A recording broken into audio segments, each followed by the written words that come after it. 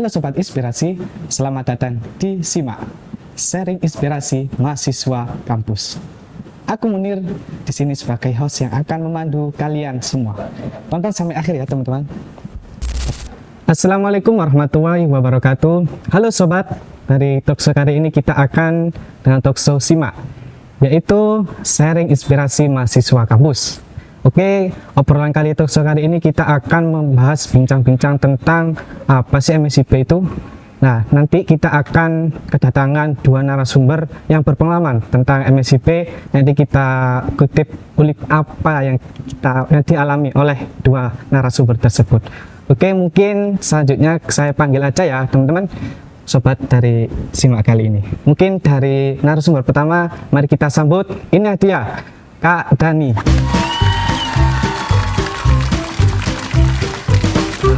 Selamat pagi Kak. Pagi. Oke, selanjutnya kita akan kedatangan narasumber kedua, yaitu ada Kak Hilman. Mari kita sambut Kak Hilman.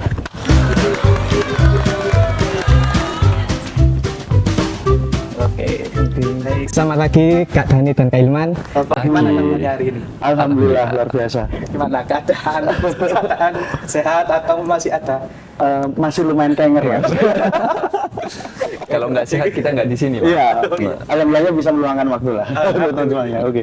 Mungkin kesibukan sebelumnya apa dari kegiatan hari-hari ini? Mungkin Mas Dani yang Ini masih dulu aja mungkin sibuknya ya. lebih Oke, kesibukan akhir-akhir ini kalau dari aku sendiri lagi lanjut studi, jadi berkuliah sama mempersiapkan untuk riset penelitian ke jenjang selanjutnya sih. Kalau dari aku. Baik, untuk dari Mas Hilman? kalau saya masih S1 ya, belum official lulus. Jadi masih proses yudisium kesibukannya. Terus apa ya, ada riset kecil-kecilan lah yang kami lakukan secara in-house bersama tim kecil kami, yang harapannya kita bisa menerka bagaimana peta profesi teknologi pendidikan di Indonesia. Oh, baik-baik. Ini adalah dua narasumber yang gimana ini adalah seorang narasumber dari teknologi pendidikan. Oke, mungkin langsung saja nanti saya bertanya-tanya lebih detailnya gimana apa sih MSIP, terus apa sih adakan, mesti MSIP kan punya kelebihan ya, kurang sebuah program itu mesti ada gitu. Mungkin langsung aja, mungkin saya ke Mas Hilman dulu ya, nanti gantian aja, share gantian gitu. Oke, mungkin dari Mas Hilman dulu, apa sih MSIP menurut Mas Hilman? Pandangan Mas Hilman? Ya, pandangan saya MSIP ini program yang dilaksanakan oleh Kemendikbud ya. Ya. Sekarang berubah nama Mas? Atau bukan? Tetap ya? Masih. Masih ya? Untuk kementeriannya berubah. Berubah karena perubahan apa? Ini birokrasi. Birokrasi. Jadi pecah. Istilahnya mungkin ya Transisi dari sekarang. tahun sebelumnya ya, ini soal Kemendikbud yang sebenarnya di MBKM ya, cakupannya itu lebih luasnya. Cuman memang yang kita bahas kan akan MSIP. Jadi ya MSIP ini kan magang, studi independen bersertifikat ya. Ya istilahnya kegiatan ini kan kegiatan yang menawarkan praktek kerja sesuai dengan bidang yang linear ataupun tidak linear, tapi menawarkan bidang pengalaman kerja bagi teman-teman mahasiswa. Oke, baik, terima kasih Mas Hilman. Oke, untuk dari Mas Dani gimana pandangannya? Aku izin nambahin dari pernyataan Mas Hilman. Tujuan atau esensi dibuatnya program MSIP ini emang orientasinya buat magang atau teman-teman yang punya yang selama berkuliah hanya berkutat dengan teori. Di program ini teman-teman disediakan wadah ini loh, tempat bagaimana kalau teman-teman terjun di bidang industri maupun government. Terus jangan lupa bahwasanya fokusnya bukan hanya magang saja, tapi ada studi independennya.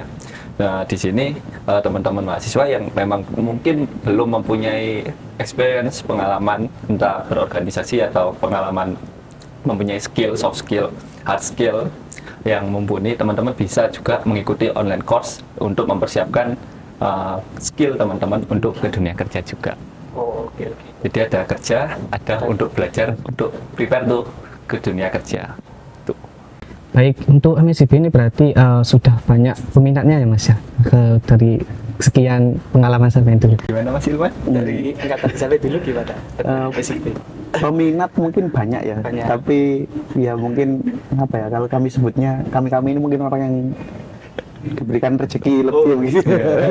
Jadi yang bisa berkesempatan. Cuman ya menurut saya harapannya ya tidak menutup kesempatan teman-teman untuk apa ya, mencari pengalaman ya. Maksudnya dalam artian jangan cuma MSIB, tapi di MSIB ya teman-teman bisa mengulik pengalamannya ya secara praktik pun juga didanai kan, istilahnya yang menjadi poin plus pertimbangan di teman-teman sekalian kan di sana. Kalau ditanya banyak, sangat banyak. Bertambahnya batch itu kuantiti dari peminat dan pendaftar itu semakin banyak. Dan case yang terjadi kondisi sekarang, mitra mengurangi dari porsi penerimaannya. Jadi persaingan semakin ketat dan peluang diterima semakin kecil. Makanya Mas Hilman tadi bilang seperti itu. Ya seperti cari kerja lah ya sekarang. Iya. Jadi setiap MSIB ada batch-batchnya itu ada pengurangan dari mitra-mitranya atau gimana menurut Mas? Silman atau Mas? Sebenarnya kalau dibilang begitu sih di batch lalu, apalagi di tempat saya ya, Iya. itu ada peningkatan. Dari yang batch saya itu menerima 250 di MDRR itu, di batch selanjutnya itu 350. Memang sih setelahnya terjadi pengurangan, cuman kan sempat ada pelonjakan tuh. Nah, tapi ya kurang lebihnya seperti yang dibilang Mas Dani ya mungkin karena apa ya, ya persaingan mungkin ya, semisal mungkin dari evaluasi MSIP sebelumnya dirasa terlalu banyak mahasiswa juga pengalaman praktek yang didapat kurang, istilahnya kurang merata gitu, mungkin jadi secara efisien mungkin industri mengurangi beban kerjanya dengan nggak menerima lebih banyak dari kuota yang lalu. Nah, seperti itu. Kalau dari Mas Dani gimana? Fenomena yang terjadi kalau saya amati dari batch 7, dari batch 6, saya kan ikut di batch 6, terus di batch 7 karena ada problem-problem internal, entah dari penyelesaian laporan akhir, kemudian dari ketersediaan mitra, yang dimana Mas Hilman batch 5 Batch 5. batch 5 ke batch 6 itu ada pertambahan, namun di batch 6 ke batch 7 itu ada pengurangan dan kemunduran timeline. Hal tersebut yang mengakibatkan mitra-mitra yang ada di Kemendikbud itu mengurangi porsinya, dan aku kurang tahu untuk masa pelaksananya apakah berkurang juga atau enggak, karena timeline mundur. Timeline mundur, dan hingga saat ini pertanyaannya apakah MSIB masih ada? Masih akan lanjut. Masih akan lanjut. Tuh, nah dari hal tersebut membuat teman-teman semakin apa ya, antara untuk pola yang sekarang apakah akan semakin banyak atau enggak, itu bisa kita pantau terus di program MSIB, karena biasanya nanti di Instagram akan melampirkan data siapa yang sudah mendaftar, mengapply, meregistrasi akun, itu akan kelihatan. Oke. Tapi saya kan baca-baca medsos. Nah, ternyata itu ada MSIB batch 8. Tapi itu bertuliskan mentoring. Nah, menurut Mas Hilman atau Mas Dani dulu, nanti gimana tanggapan menurut ada kata mentoring? Tadi kan mentoring kan pendampingan dari sebuah mahasiswa yang ingin ikut MSIB batch 8. Itu gimana pandangan? Mungkin kalau boleh konfirmasi, informasinya itu mentoring ini dilaksanakan oleh siapa? Maksudnya diselenggarakan oleh Diktinya? Ya, urusan Diktinya nanti. Jadi ada timelinenya itu tanggal 9 sampai 29 Desember ini. Aku tidak kurang paham, namun arahnya ketika melihat dari batch sebelumnya, seharusnya pola yang terjadi di batch 1 sampai batch 6 itu adalah bulan-bulan seperti ini adalah sudah bulan pendaftaran. Bulan Desember itu adalah bulan-bulan pendaftaran. Namun karena memang sekarang perbedaan transisi pejabat yang ada di sana, kemudian ditinjau dari batch sebelumnya juga ada permasalahan-permasalahan internal, kemudian penyelesaian dan mitra juga pengurangan mitra dan pelaksanaan program pelaksanaannya. Makanya mungkin dari Dikti ini memberikan kegiatan atau antisipasi untuk ini loh akan ada, karena program magang sendiri bukan hanya magang Dikti saja, namun ada program di MSIB itu ada namanya magang mandiri. Saya kurang tahu nanti apakah arah mentoring ini akan diarahkan ke magang mandirinya yang diadakan oleh mitra dan dibiayai oleh mitra sendiri, atau tetap akan ada magang dari Dikti, namun kuantiti dari mitra dan posisi dan teman-teman yang akan magang itu apakah akan dikurangi atau enggak. Namun sepertinya ada hilal akan ada dilaksanakan untuk batch 8. Dari Mas Ilman, apakah ada tambahan? Kalau ini ya, berarti kan kita sekarang lagi berasumsi nih, Ya, berasumsi. menerka mentoring MSCP di batch 8 ini akan geraknya untuk apa, fungsinya apa. Mungkin tapi saya setuju dengan Mas Dani ya, dengan catatan seperti ini. Ya kita kalau sebagai orang TAP ya, kita bikin sebuah program, itu pasti ada yang namanya evaluasi kan. Ya. Pun sebenarnya kalau kita berkaca atau mungkin ya merefleksikan ketika kita kemarin magang, kewajiban kita itu bukan hanya hadir dan menuntaskan tugas. Ada kewajiban-kewajiban secara administrasi yang memang perlu diselesaikan, namun kadang itu dianggap remeh oleh teman-teman. Seperti halnya mengisi logbook, Ya. seperti halnya mengisi laporan, bahkan upload, Mas?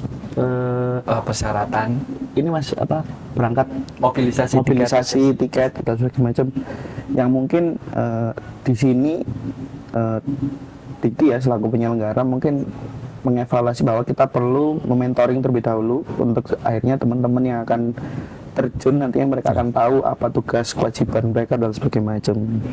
Jadi ya kalau kita ekspektasikannya atau asumsinya ya mungkin akan mengarah ke sana ya. Cuman mungkin apakah akan dibuka ya hilalnya ada, cuman ya memang perlu disiapkan sedari dini kalau saya beranggapan. Jadi masnya jangan menunggu nyiapin CV atau mungkin personal branding itu pas selesai mentoring gitu. Jadi mungkin bisa teman-teman start dari sekarang gitu. Jadi setelah di masa mentoringnya teman-teman mungkin bisa melengkapi hal yang kurang di awal gitu. Tidak memulai sedari Hamin 1 minggu gitu sebagaimana. Jadi ya biar preparasinya lebih panjang lah.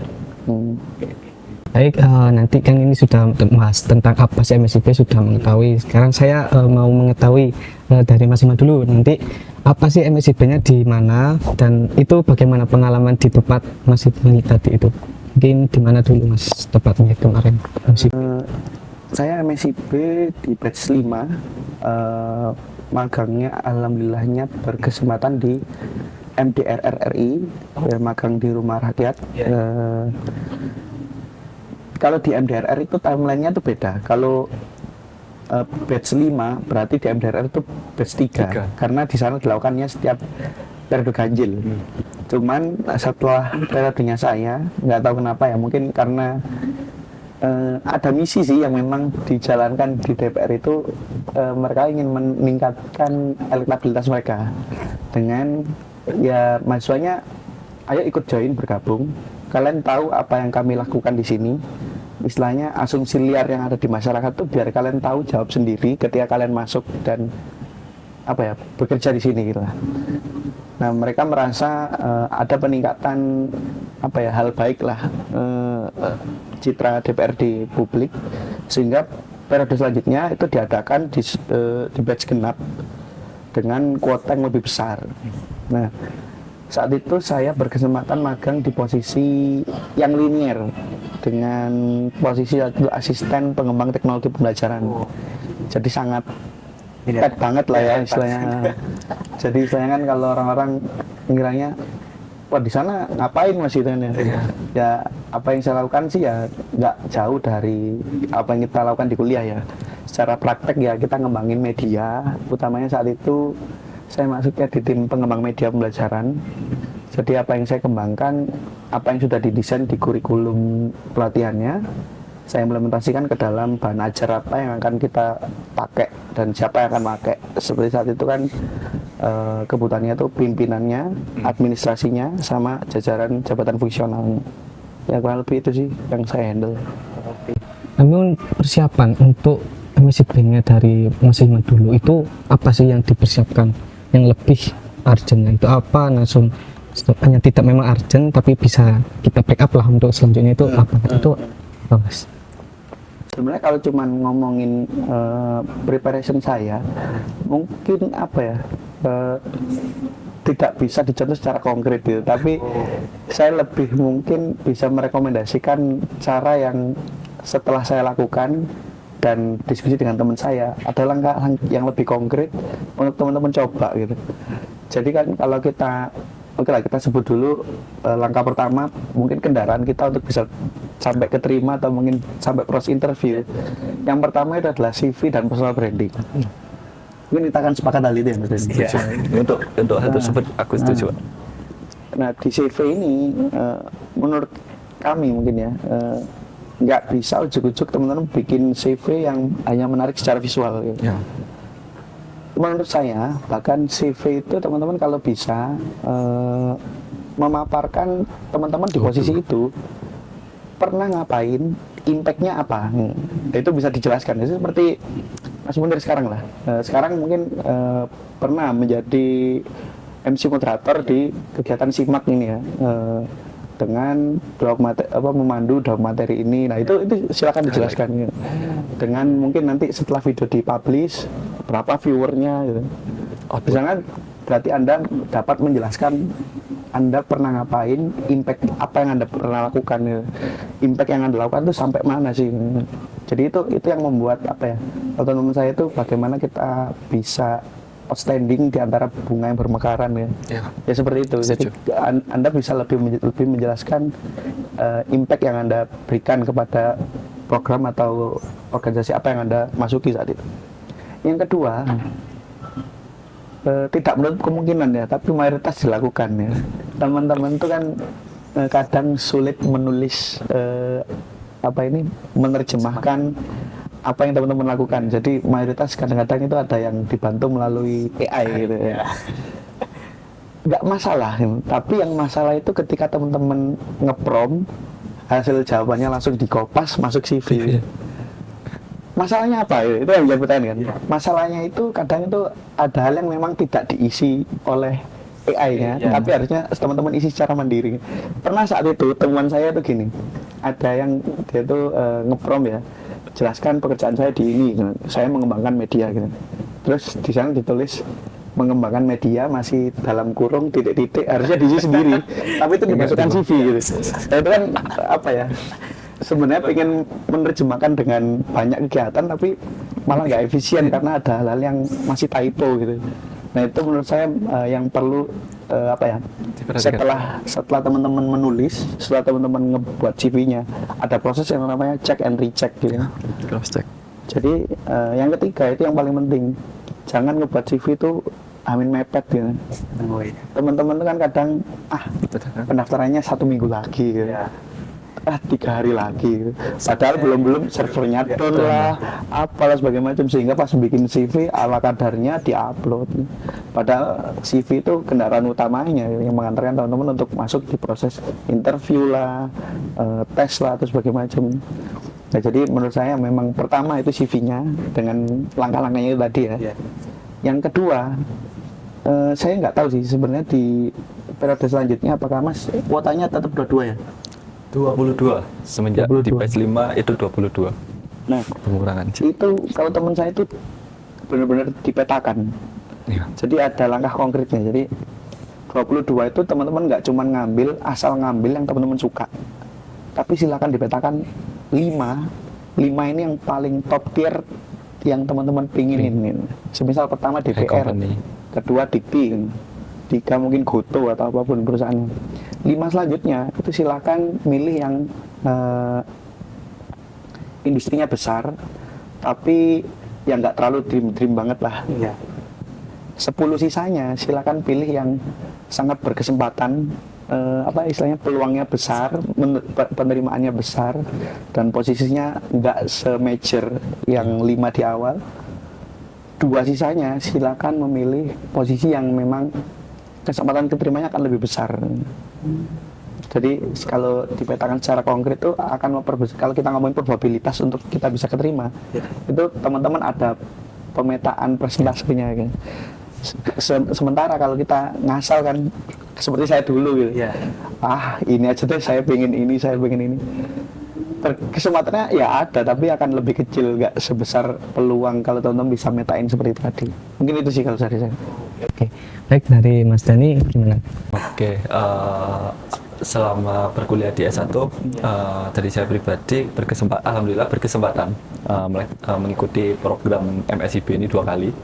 Pertama di batch 4 saya di Direktorat Jenderal Pendidikan Tinggi di bagian data anotator. Kalau dibilang apakah ini selinier dengan tab untuk fokus keilmuan, khususnya kalau kurikulum, pelatihan atau sistem kepenyiaran itu tidak. Namun untuk teknis seperti skill pengolahan data, analisis data, kemudian anotasi data itu masuk. Soalnya kan di tab juga ada mata kuliah statistik berkaitan dengan berkaitan dengan pengolahan data. Nah, itu masih masuk nyerempet-nyerempet lah untuk yang didikte. Kemudian di batch 6 ini yang lebih relate, fokus pengalaman saya ada di industri di PT Sidia Asia Internasional. Posisi saya di training development. Jadi emang yang ini mentor dari salah satu teori atau pengalaman materi yang pernah didapat ketika perkuliahan, berkaitan dengan pelatihan, membuat modul ajar, kemudian membuat RPS, membuat silabus, dan membuat media, membuat kontennya juga, materi apa yang disampaikan. Mungkin itu challenging atau adaptasi yang harus saya pelajari ketika di sana, karena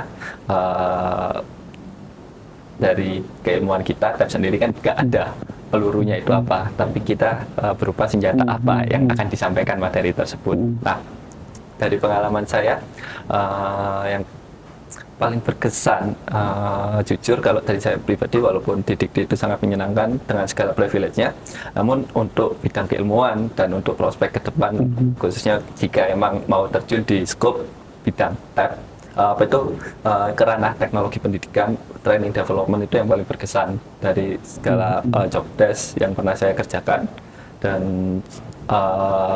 apa saja output yang pernah saya lakukan di sana. Seperti itu untuk pengalamannya. Nah, kemudian tadi apalagi Mas, perihal tips and trick atau Ya, Jadi kayak prepare lagi. ya. Oke, Untuk bisa 2 kali. Ya, 2 kali ya. Saya sekali. Sekali. kebetulan guys. Atau mungkin kalau orang dalam di sana, Pak, beri saya kuota 1. Untuk preparation, saya prepare tuh kurang lebih sebagian 1,5 bulan. Udah 1,5 bulan saya udah tahu mau MSIB. Langkah awal karena memang masih buta arah, karena sosialisasi juga masih minim ya Mas. Di batch 3, 4, 5 itu masih minim. Kita harus mencari sendiri informasi tersebut. Saya akhirnya dulu itu sharing ke Mas Mbak yang udah pernah terjun sekali maupun 2 kali di batch 1-2. Kemudian sama seperti yang dibilang Mas Hilman, prepare CV, personal branding di LinkedIn. Karena apa? Ketika mendaftar, yang daftar itu banyak, gak cuma ribuan, tapi ratusan ribu. Bahkan bisa saja kuantiti saat ini adalah jutaan untuk yang mendaftar, mengapply registrasi akun. Nah, ketika nanti mendaftar mitra kerja, tidak menutup kemungkinan yang mendaftar itu pun juga banyak, apalagi untuk high company, perusahaan-perusahaan multinasional seperti Astra, Good, Shopee. Nah, teman-teman di CV ini aku pun setuju, prepare-nya atau pembuatannya jangan mendadak dan jangan hanya berfokus pada visual saja. Nah, di program MSIB ada tips, kebanyakan teman-teman menggunakan CV format ATS. Nah, format ATS ini untuk agar dapat kedetek oleh mesin yang digunakan oleh para HR, agar CV kita terhighlight apa sih fokus ke keilmuannya sesuai dengan keyword yang telah dilampirkan oleh mitra di platform MBKM.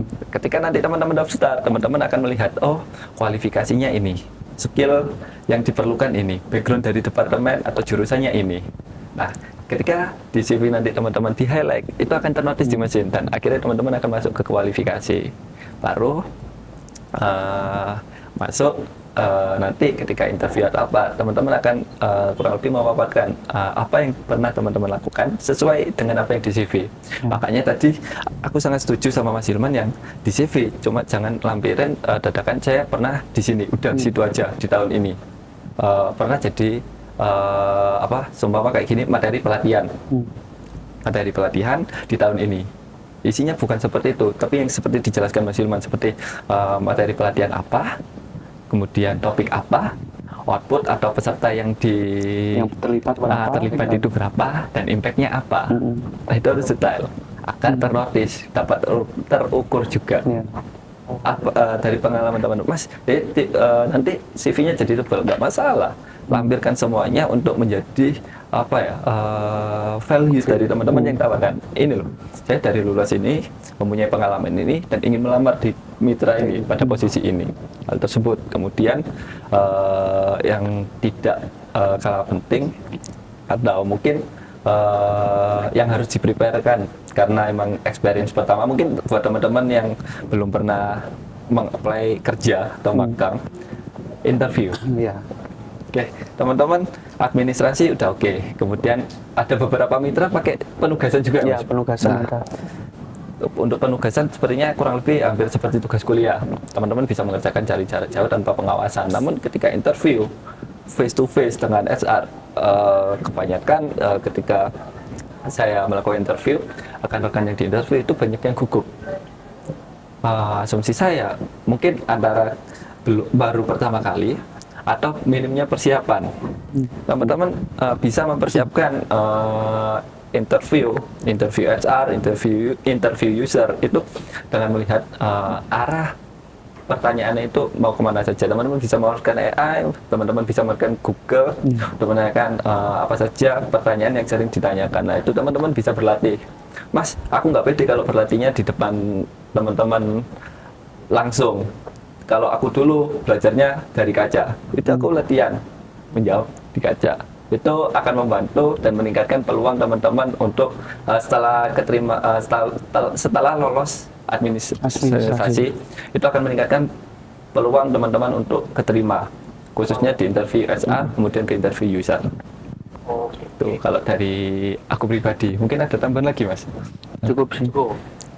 Tadi kan dua narasumber kita kali ini dua pengalaman yang memang beda. Ada yang sedih, ada yang suka, ada yang memang tantangannya besar. Oke, mungkin langsung masuk ke tantangannya aja. Tantangan selama mengikuti MSIP, mungkin di tempatnya itu gimana tantangannya, hal besar atau hal kecilnya itu gimana? Mungkin dari Mas Iman lagi, mungkin dulu. Tantangan pas magangnya ya? Saat posisi magang. Pas posisi magang mungkin ini sih. Ternyata kalau magang di DPR itu nggak cuman kita dapat project base, tapi ya kita juga kuliah juga di sana, kuliah tentang kelegislatifan atau tentang ya ke DPR-an. Bagaimana di sana proses sidang paripurna itu dikenalkan, bagaimana itu Komisi 10 berjalan, ya komisi-komisi yang ada di sana berjalan, ada kunjungan di beberapa posisi gitu kan. Yang susah itu lebih ke karena mungkin nggak punya background politik gitu ya. Seperti itu, jadi saat itu jadi mesti kerja ekstra gitu. Dibanding teman-teman saya yang memang backgroundnya anak-anak hukum, anak hubungan internasional, yang mungkin mereka lebih paham atau mungkin lebih tahu secara praktis ya, pengalaman praktisnya itu seperti apa, atau mungkin ya kurangnya saya dalam organisasi-organisasi eksternal lah, sehingga saya di sana merasa cukup kalau saya biasanya belajar ngembangin media, di sini saya harus belajar tentang undang-undang dan segala macam, itu jadi mesti kerja dua kali, kerja ekstra lah di sana. Tapi kalau tantangan magang, pas magang mungkin ya, sebenarnya bukan tantangan baru, cuman karena lingkungannya baru itu jadi tantangannya beda. Seperti gini, semisal kita di universitas kita punya pengalaman bekerja secara tim gitu ya. Oke, kita punya pengalaman kerja bersama tim, tapi yang timnya ini sudah selingkungan gitu. Dalam artian ya kita punya lingkungan yang sama, kita aktivitas kuliahnya sama, jam kuliahnya ada yang sama gitu ya. Jadi ya kegiatan kita bisa beriringan lah. Nah, berbeda dengan teman-teman di sana yang mana di DPR itu kan dari Sabang sampai Merauke ada representasi dari setiap daerah masing-masing. Ya gimana ya, satu dari bahasa ya gitu, yang biasanya kita bisa mungkin bahasa Malangan gitu ya. Jadi kalau di sana itu mesti bahasa Indonesia yang baku mungkin ya. Istilahnya di sini apa ya, dalam etika berbicara itu kan kadang beda daerah kan nggak boleh ngasal kan ya. Jadi itu satu, komunikasi itu. Terus yang kedua apa ya, pengalaman praktek di perkuliahan kita kan mungkin berbeda dengan teman-teman yang lain di lintas universitas ya. Jadi kadang kita memang nggak bisa memaksakan kamu harus seketika level 100 gitu ya, nggak bisa gitu. Secara kalau kerja tim ya kita harus tahu tim kita kompetensinya gimana sehingga dapat kita delegasikan tugas-tugas yang mungkin dapat mereka sesuaikan dengan kompetensi yang mereka miliki ya. Terkadang kan kita karena apa ya, egoisnya ya, atau ambisinya, oh kamu biar belajar, kamu tak kasih yang gini. Padahal mereka mesti itu belajar berat banget ya. Jadi kadang gak efektifnya gitu. Nah, menurut aku ya tantangannya saat tadi menyesuaikan kerja tim di lingkungan yang baru, pun orang-orangnya ini yang nggak bisa sama gitu. Kalau sebutan kerennya itu finding harmony and chaos ya. Terus membangun keharmonisasian dalam kekacauan ya. Ya itu sih benar. Langsung aja Mas, nanti kan ada tantangan juga itu, apakah ada manfaatnya dari tantangan tersebut? Itu manfaatnya apa saja yang didapat oleh dari Mas Ima tadi itu? Kalau manfaat jelas ya, berarti setelah kita tahu kan kalau bagaimana nge-treat orang itu beda pulau, beda lingkungan itu beda. Jadi kita memang selaku pemimpin atau ketua program atau ketua tim itu nggak bisa memaksakan ego. Ya. Tapi kita tetap bisa nge-push tujuan kita. Dalam artian gini, egonya maksudnya dalam artian nggak harus 5 kerjaan ini dikerjakan 1 orang. Bisa mungkin 5 kerjaan ini dibagi ke 3 orang. Nah, jadi kan proses adaptifnya ketua di sana atau lead tim gitu untuk membagikan porsi kerja sesuai dengan porsi masing-masing perorangan. Jadi manfaatnya sekarang, karena sekarang saya juga lagi ngelit program skala nasional juga, saya jadi lebih tahu nge-treat orang di beda jam. Misal di sini masih jam 8, di sana udah jam 9, jam 10 gitu kan. Jadi saya harus komunikasikan di jam-jam kerja gitu, misal pagi sampai sore gitu. Jadi pas malam mungkin ya jangan dipaksa untuk kerja gitu. Ya mungkin mereka waktunya kegiatan yang lainnya. Tapi tetap kita nggak boleh ngenurunin targetnya gitu. Jadi gimana caranya target tetap tercapai tapi komposisi kerjanya disesuaikan. Mungkin itu saja, apakah ada yang lagi nanti? Manfaatnya yang lain mungkin kalau di DPR ya saya jadi lebih tahu ya, mungkin apa ya, keseuzonan kita itu jadi terjawab gitu. Mungkin kalau selama ini kan kita mikirnya apa di sana setiap orang itu ini ya dapat privilege ya, sehingga yang ya seperti berita-berita di luar sana. Tapi yang enggak kan ternyata. Ya mungkin itu tokoh ya. Karena yang saya kenal di sana mayoritas tenaga ahli. Para tenaga ahli itu kan mereka memang bukan backgroundnya politisi, tapi ya keilmuan secara akademisi loh, segala macam itu banyak di sana. Tapi kalau teman-teman tanya istilahnya sekarang kan, terus tapi kan itu banyak mas beritanya yang seperti ini sebagai macam. Menurut saya itu tidak bisa disalahkan secara institusional. Mungkin itu lebih bisa disalahkan secara kita berkaca sebagai rakyat yang memilih orang-orang yang duduk di sana. Ya. Berarti kan ada kesalahan di kitanya sebagai pemilih, siapa-siapa orang yang berkesempatan untuk yang apa kalau duduk di kursi di sana kan. Ya seperti sila keempat lah, kita itu diwakilkan di sana itu. Perwakilan itu kan representasi dari fraksi yang ada di sana gitu. Jadi kita lebih tahu bagaimana sistem itu bekerja. Jadi ya istilahnya mungkin kalau sekarang manfaatnya sih kita lebih tahu bagaimana mengkritisi sebuah institusional. Nggak bisa secara asumsi pribadi kita lempar mentah-mentah itu nggak bisa. Pun sebenarnya DPR itu memfasilitasi kalau teman-teman mau konsolidasi ataupun membicarakan apapun itu ya, sebuah isu tren dan mau mengusulkan membahas hal itu bisa. Cuman memang ada prosedurnya. Jadi istilahnya kalau orang DPR itu bilang ya kita boleh kritis tapi kita harus beretika gitu. ya kalau itu disampaikan dengan baik, datanya juga mendukung, ada gitu ya. Ya tidak menutup kemungkinan itu bisa diajukan untuk sebagai pertimbangan dalam membuat undang-undang dan segala macam. Begitu sih mungkin. Ini dari Mas Dani gimana untuk tantangannya, lalu apa sih manfaatnya dari tantangan tersebut begitu? Dari dua pengalaman selama MSIP, yang buat tantangan di batch 4 karena memang tidak benar-benar sesuai dengan skop keilmuan, nyerempet-nyerempet aja atau melipir. Tantangannya adalah saya harus agile. Di situ saya harus dituntut untuk belajar lagi, beradaptasi. Hal yang paling dirasakan harus harus dihadapi dan menjadi tantangan tersendiri, di mana kita harus adaptasi karena memang skop bidangnya juga agak beda dengan teknologi pendidikan, karena memang fokusnya di pengolahan data, anotasi data.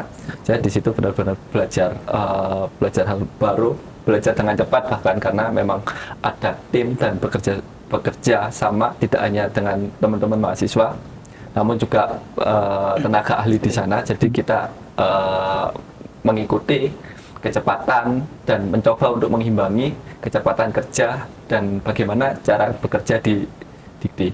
Hal tersebut yang menjadi awalnya dulu tekanan, namun seiring berjalannya waktu itu menjadi sebuah pembelajaran untuk agile tadi, untuk belajar dengan cepat. Kemudian untuk di batch 6, karena memang fokus skopnya di bidang keilmuan saya, khususnya di training, development, saya lebih santai, namun permasalahan atau kendala yang saya temui hampir sama dengan Mas Hilman, yaitu bekerja sama dengan orang, oke mungkin sama bidangnya teknologi pendidikan, namun setiap demografis itu mempunyai karakteristiknya tersendiri, entah dari komunikasi, entah dari cara bekerja. Terus kemudian keprofesionalitasan, karena di batch 6 saya menjadi salah satu peserta yang tertua, karena batch-nya seharusnya kan untuk angkatan 21. Namun saya mencoba ikut lagi dan menjadi angkatan satu-satunya angkatan 20. Hal tersebut juga membuat adanya gap dan sungkanan lah atau apa dalam bekerja. Namun hal tersebut juga dapat diatasi dengan komunikasi, kemudian dengan bonding, meeting, terus penyelarasan konsep yang jelas supaya dalam pengerjaan job desk-nya atau penyelesaian job desk itu dapat diselesaikan secara maksimal.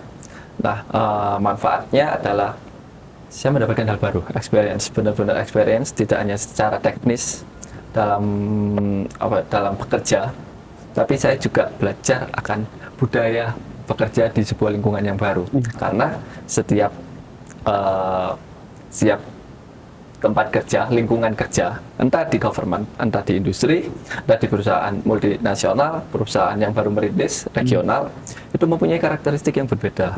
Dari atasan, dari lingkungan kerja, dari teman kerja, itu mempunyai karakteristik yang berbeda, dan di situ saya belajar bahwasanya di lingkungannya baru saya harus cepat beradaptasi dan belajar agile untuk menyesuaikan saya harus seperti apa di lingkungan baru ini. Itu yang paling terasa dan saya bawa sampai sekarang. Oke, nanti kan kita sudah membahas apa itu MSIP, lalu ada pengalaman, lalu ada tantangan, manfaat. Nah, ini yang mungkin bisa dijadikan opsi terakhir ya, pertanyaan dari sebagai tadi saya paparkan, yang saya tanyakan itu apa sih yang trik yang bisa mendapatkan jenengan semua ini lolos ke MSIP dari batch 5, batch 6, dan batch 7, dan mungkin itu aja. Mungkin dari Mas Hilman dulu. Kalau saya sih yang tadi ya, teman-teman harus CV-nya dulu. Kita selesaikan dulu syarat-syarat administrasinya. Kalau itu sudah mumpuni, kalau itu sudah terbilang cukup, selanjutnya itu teman-teman petakan dan kenali industri yang kalian sasar, kalian lamar. Biasanya kan nggak menutup kemungkinan itu menjadi pertanyaan di sesi interview. Kayak, apakah Anda tahu tentang Alfamart gitu? Apakah Anda tahu tentang BTN Syariah gitu? Kalau mesti akan ada pertanyaan di hal tersebut gitu. Jadi CV-nya administrasinya oke, teman-teman tahu industrinya, jadi teman-teman pas menjawab interview bisa lebih paham, menguasai. Mungkin dari Mas Dani. Karena tadi CV dan teknis interviewnya udah, buat teman-teman buat yang benar-benar Mas aku masih kosongan ini, aku benar-benar gak tahu arahnya mau ke apa, coba teman-teman jalin komunikasi dengan teman-teman yang sudah pernah terjun dulu, biar tahu arah dan step yang akan dihadapi itu apa aja. Nah, dari mapping tadi, kalau emang teman-teman sudah tahu, teman-teman bisa menyusun strategi tadi. Dari pembuatan CV, interview HR, interview user. Terus mengenali mitra-mitra mana yang green flag, dalam artian yang tidak mengeksploitasi kita selaku minti atau peserta magang. Karena beberapa perusahaan, saya nggak bisa menyebutkan namanya, namun ada jam lembur, bahkan berat, beban atau bobot pekerjaannya itu bukan seharusnya itu diberikan ke anak magang. Oke, teman-teman akan belajar banyak, tapi orientasinya bukan di situ. Bukan hanya berfokus ke belajar banyak, tapi juga melihat, karena orientasinya kan belajar untuk memahami. Jadi beban kerjanya kan juga harus dipertimbangkan juga. Nah, teman-teman juga harus mengetahui mana mitra yang green flag, mana yang red flag, yang sering mengeksploitasi dan benefitnya. Karena beberapa mitra juga ada keunggulan, entah dari segi benefit keuangan, kemudian bonus, kemudian ada yang memberikan mes, kan lumayan, mes, terus pesangon, hal tersebut, terus kemudian ada makan siang mungkin, itu juga ada beberapa mitra yang memberikan hal tersebut, kan itu menjadi benefit tersendiri dan lebih menguntungkan. Nah, teman-teman bisa memapping hal tersebut, baru berfokus ke teknis-teknisnya seperti apa, seperti yang disampaikan Mas Hilman tadi. Mungkin itu sih kalau dari saya. Nah, mungkin ini yang sangat-sangat terakhir ya, untuk pandangan dari Mas Hilman atau Mas Dani mengenai, kan ini masih ada kelanjutan batch-batchnya lah, apalagi ini kan habis ganti menteri juga. Nah, menurut Mas Hilman atau Mas Dani, apakah bisa dilanjutkan itu sesuai dengan, kan itu ada dananya dari APBN pemerintah juga, apakah itu bisa dilanjutkan atau tidak, atau dikembalikan ke mitra-mitranya yang ada di MSIP tersebut? Itu gimana? Dari Mas Hilman dulu mungkin. Kali ini kan kita lagi membahas hal yang di luar dari kita ya. Seperti nanti apakah kebijakan publik yang diambil dari pemerintah, terus bagaimana sikap dari masing-masing mitra gitu ya mungkin. Tapi di luar daripada itu, menurut saya yang bisa kita kendalikan kan diri kita sendiri ya. Jadi mungkin ya mari kita siapkan preparationnya, orientasinya bukan hanya untuk MSIP. Kita pahami esensinya MSIP untuk mendapatkan pengalaman praktek kerja, tapi kan nggak harus dari MSIP. Pun kalau mungkin saya bisa berpesan itu, ya kita ikhtiar tapi jangan terlalu ngarep. Anggaplah kalau keterima ya bonus, anggaplah kalau memang berkesempatan untuk magang ya rezekinya, kalau tidak ya kita bisa cari di tempat lain. Jadi ya kita kan lagi proses menyiapkan masa depan kita kan. Jadi jangan sampai ketika teman-teman terlalu berfokus di MSIB-nya, tapi malah MSIB-nya yang tidak sesuai harapan mungkin nantinya. Karena kita kan lagi menerka-nerka nih, apakah ada di batch depan, apakah bagaimana itu di batch depan kan. Jadi ya tetap di preparation dari sekarang. Masalah nanti seperti apa, MSIB-nya ada atau tidak, atau mungkin ada opsi lain, magang mandiri, ya kita tetap bisa siap di segala macam kondisi. Itu sih kalau saja. Makasih banyak. Oke, dari Mas Dani mungkin. Aku overall setuju dan sepemikiran dengan Mas Hilman, bahasanya itu di luar kuasa kita. Itu yang harus teman-teman notice adalah itu di luar kuasa kita. Kita tidak dapat berkontribusi, bahwasanya MSIB harus ada, dan kita bukan menjadi bagian internal secara teknis untuk pelaksanaannya. Namun yang bisa kita antisipasi jika memang keadaan kondisi terburuk adalah MSIB batch 8 tidak ada, atau mungkin molor, atau mungkin lebih dipersingkat lagi, tidak seperti sebelumnya, teman-teman bisa mencoba. Aku amati ketika memang kan pelaksanaan program magang yang dari Dikti kan menggunakan APBN. Saya amati sekarang itu pada masa transisi, bahwasanya ada magang mandiri yang tadi Magang disebutkan Mas mandiri. Hilman. Jadi Dikti juga mewadahi, namun untuk secara teknis dan pendanaan itu diberikan di mitra. Dari segi pendanaannya, kemudian teknis seperti apa itu dikembalikan ke mitra. Di sana Dikti hanya mewadahi. Namun jika memang dirasa benefit atau keuntungan yang akan didapat nantinya tidak sama atau mungkin berbeda dengan yang diberikan oleh Dikti yang main pertama itu, teman-teman bisa mencoba seperti Magenta, magang di BUMN. Itu pun menurut saya juga menjadi opsi. Jadi teman-teman tidak terlalu berharap lebih dan hanya berfokus pada satu plan. Jadi teman-teman bisa mempersiapkan plan lainnya, Magenta atau mungkin mengajukan magang kan, karena memang teman-teman statusnya mahasiswa kan, teman-teman mempunyai privilege. Teman-teman nanti seharusnya di semester 6, 7, 8 itu teman-teman bisa mengajukan ke departemen untuk melaksanakan magang. Kan lumayan ketika memang teman-teman sudah mulai gak ada matkul, mulai lenggang, teman-teman bisa nyoba mengajukan magang sendiri di mitra entah government maupun industri. Tuh, jadi ada dan tiadanya MSIB ini bukan menjadi sebuah apa ya, halangan untuk berkembang, khususnya ingin mencoba di dunia kerja. Itu sih dari aku. Oke, baik, itulah teman-teman talkshow kali ini di kegiatan kita di SIMA, yaitu inspirasi mahasiswa di kampus, yang dimana nanti kita akan juga, saya akan memberi kesimpulan dari pertanyaan tadi. Jadi kita bisa ambil langkah bahwa MSIP ini memang program yang sangat-sangat kita harapkan. Namun kita tidak boleh mengharapkan sebuah program yang kita harapkan tadi, karena kita harus punya planning yang memang bisa menjadikan opsi kita untuk selanjutnya untuk masa depan kita. Oke, mungkin ajakan untuk hari ini adalah teman-teman jangan lupa ya untuk sering-sering melihat program dari kampus Merdeka tadi tentang MSIP, bisa dilihat di platform, mungkin dari timelinenya bisa kita dilihat di di episode-nya kalian semua. Oke, mungkin itu saja dari talkshow kali ini. Apabila saya yang memandu dari talkshow kali ini, apabila ada kata salah dan mohon maaf, mungkin itu saja, dan terima kasih banyak kepada Mas Hilman dan Mas Dani. Mohon maaf nggak waktunya. Oke, baik, mungkin itu saja. Saya akhir kalam. Wassalamualaikum warahmatullahi wabarakatuh. See you. Sampai jumpa di talkshow selanjutnya.